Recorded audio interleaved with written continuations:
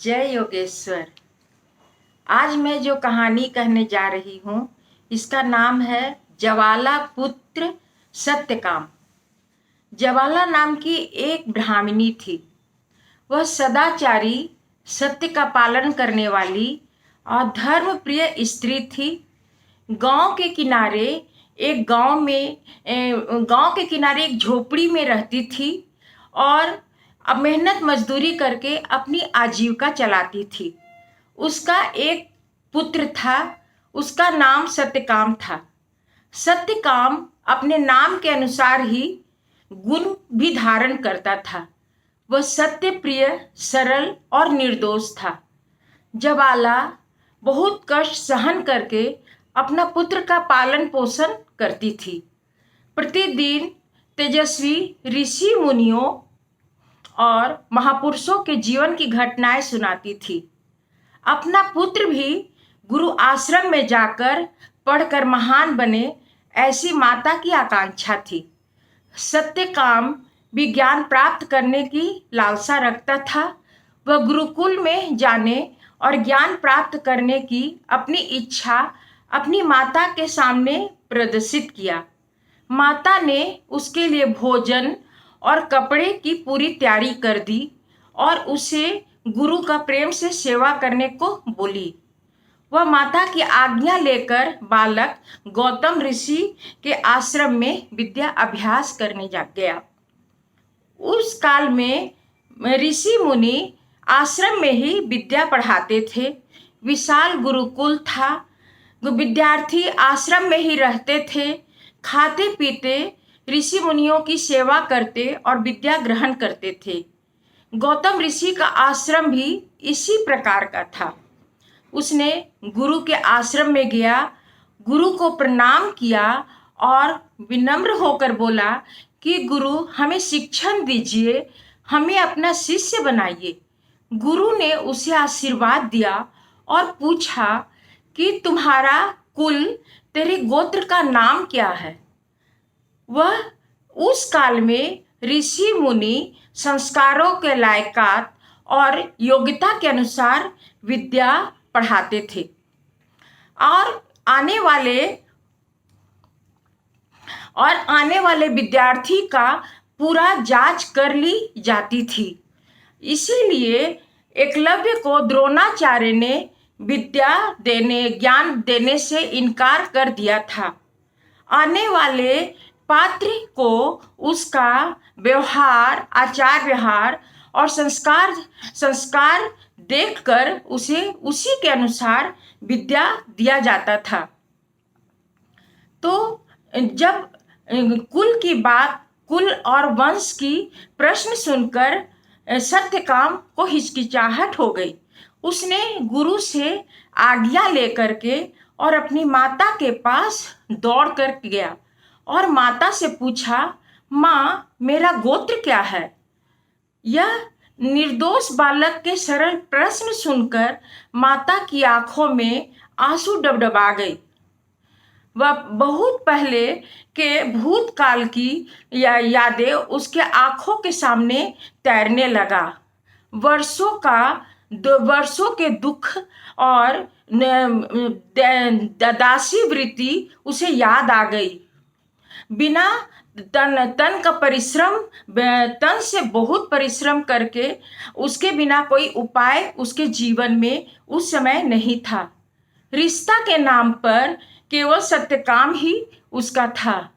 उसे लगा कि वह तो गोत्र के बारे में कल्पना भी कभी नहीं की थी।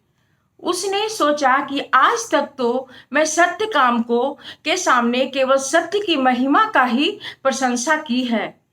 उसकी ज्वाला के मन में द्वंद्व होने लगा कि अब मैं पुत्र को क्या कहूँ। मैं तो इसे हमेशा सत्य की महिमा की ही प्रशंसा की है। उसके मन में युद्ध होने लगा। अब उसे लगा कि आज तक के सत्य की कसौटी हमारे का समय आ गया। सत्य के सिद्धांत पर विश्वास करने की कसौटी का समय आ गया। उसने मन ही मन में कहा कि मैं सत्य के साथ ही रहूंगी और मैं हमेशा सत्य ही बोलूंगी। यह मेरा पुत्र है और इसका और मेरा यही सत्य परिचय है। उसने अपने बेटा को हृदय से लगा लिया और बोला कि बेटा, गोत्र के बारे में तो मुझे भी जानकारी नहीं है, लेकिन तुम जबाला पुत्र सत्यकाम हो, ऐसा कहना। सत्यकाम ने गौतम ऋषि के पास जाकर जबाला पुत्र सत्यकाम के मुताबिक अपना परिचय बताया। गुरु गौतम ऋषि आश्चर्यचकित होकर बालक की ओर, सत्यकाम की ओर देखने लगे। उसे बालक के मुख पर सत्यप्रियता, सरलता और निर्दोषता के दर्शन हुए। निर्मल स्फटिक जैसा स्वच्छ अंतःकरण पढ़ने को मिला। गुरु ने खड़े होकर उसे आशीर्वाद दिया और अपना शिष्य बना लिया। लोग गोत्र और कुल का नाम लेकर अपने पूर्वजों का नाम लेकर बड़प्पन हाँकते हैं, लेकिन गौरवान्वित होने जैसा वंश में कुछ नहीं रह जाता है। यदि मैं क्या हूँ, स्वयं में जो कुछ है वही गौरव की बात है।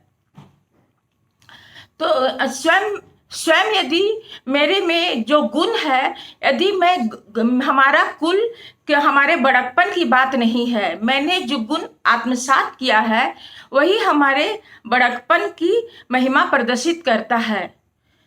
राम और कृष्ण अपनी महानता के कारण बड़े कहलाते हैं। हनुमान जी की महत्ता उनके गुणों के कारण है।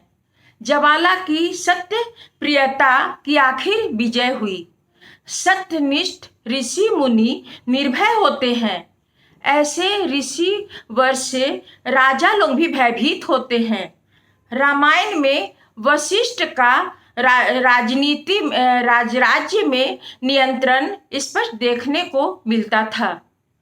कठिन और कसौटी के प्रसंग में वशिष्ठ के निर्णय ही मान्य किए गए हैं।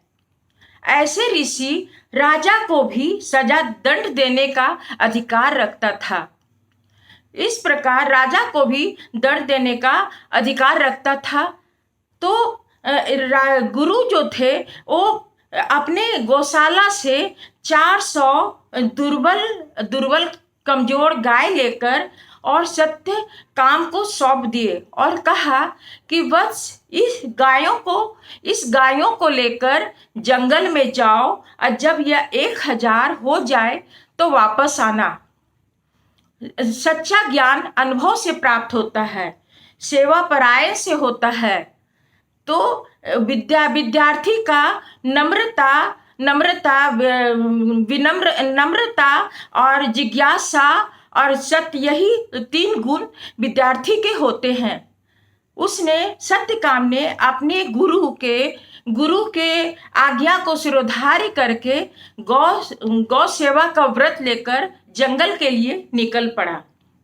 जंगल में जाकर उसने अपने लिए एक झोपड़ी बनाया और तन मन से गायों की खूब सेवा करने लगा। वह गायों की देखभाल करता, गायों को चराता, झरना का पानी पीता, कंदमूल खाता और पेड़ के नीचे एकांत में बैठकर गुरु के सिखाए हुए जप का ध्यान करता था। इस प्रकार उसने गायों की बहुत सेवा की। गाय के प्रति उसका प्रेम दिन प्रतिदिन बढ़ने लगा। दुर्बल गायें हिष्ट पुष्ट होने लगी और सत्यकाम का आनंद और उत्साह बढ़ने लगा। गुरु की आज्ञा को पालन करके गायों की सेवा करना ही सत्यकाम का एकमात्र आकांक्षा थी। वह गायों की सेवा करने में अपना सब कुछ भूल गया।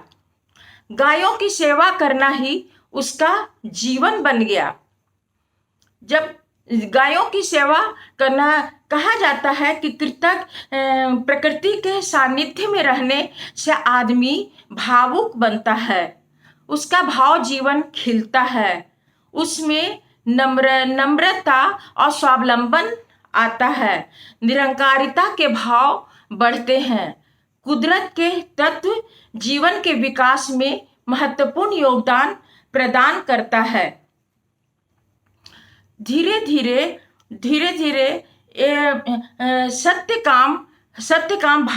सत्यकाम को ज्ञानी बन गया और एक दिन सत्यकाम से बैल ने देववाणी में बातें की।